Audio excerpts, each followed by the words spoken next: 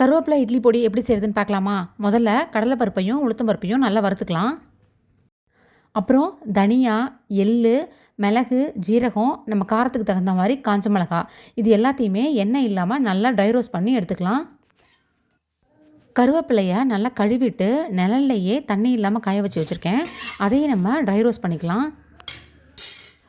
பாருங்கள், உங்களுக்கு சத்தம் கேட்குதா? இந்த அளவுக்கு நல்லா மொறுமொறுன்னு வறுத்துக்கணும்.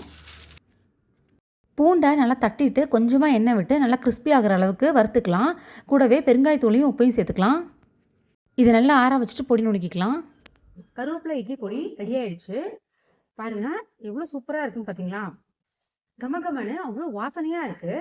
குழந்தைங்க எப்போவுமே கருவேப்பிலையை சாப்பாட்டுலேருந்து தனியாக ஒதுக்கி வச்சுருவாங்க, அதை சாப்பிட மாட்டாங்க.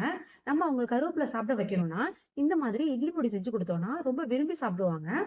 இந்த கருவேப்பிலை இட்லி பொடியை நம்ம இப்போது சேல்ஸ் பண்ணிகிட்ருக்கோம்.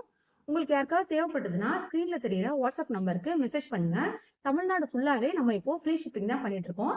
தேவைப்படுறவங்க ஆர்டர் பண்ணி வாங்கிக்கோங்க.